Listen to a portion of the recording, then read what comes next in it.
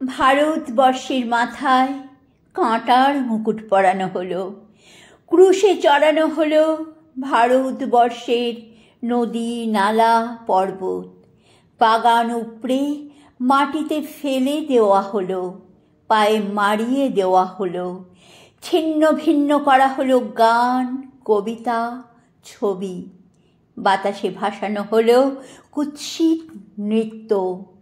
ভারতবর্ষ হাসল। ক্রুশের নিচে ক্রন্দনরত কোমল হৃদয়, তাদেরও হাত পা বাঁধা, তাদেরও মাথার উপর আকাশ নেই, পায়ে ফুরিয়ে গেছে মাটি। তারা ভয় পেল, ভাবল ভারতবর্ষ কি উন্মাদ হলো? এত অনাচার অত্যাচারে চেতনা হারালো।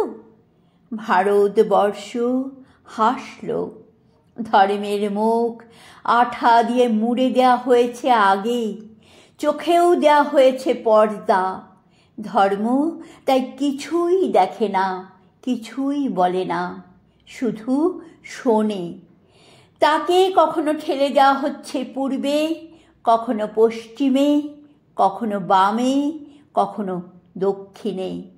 যে যার মতো তাকে রাখছে, হাতে রাখছে, বুকে রাখছে, মাথায় রাখছে, আবার মাথা থেকে এক ঝটকায় মাটিতে নামিয়ে প্রবল প্রতিবাদী হয়ে বলছে, ধর্ম নিয়ে ব্যবসা বন্ধ করো।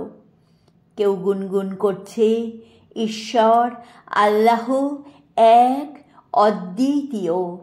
ভারতবর্ষ হাসছে। মরুভূমি দিয়ে হামাগুড়ি দিতে দিতে আসছিল নগ্ন শিশু এক। এই মাত্রই তার কথা ফুটেছে, জ্ঞান ফোটেনি। রাত্রি ঘন হয়ে আসছে দেখে সে ভারতবর্ষের ক্রুশের গায়ে হাত রেখে তাকে বলে, এই মেয়ে, তোমার গায়ে এত রক্ত কেন? অন্ধকার হয়ে আসছে যে, তোমার ভয় করছে না? ভারতবর্ষ ভীষণ হাসল।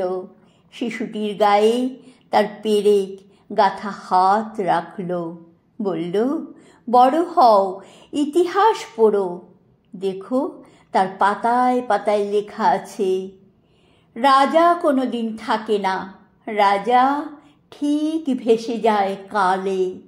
থাকে প্রজা, প্রজার দেশে থাকে প্রজা। শিশুটি হামাগুড়ি দিতে দিতে এগিয়ে গেল বড় হওয়ার দিকে।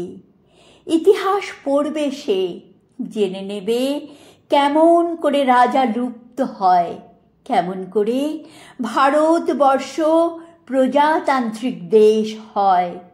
প্রজাতন্ত্রের স্বপ্নে ক্রুশবিদ্ধ ভারতবর্ষ হেসেই চলে, হেসেই চলে।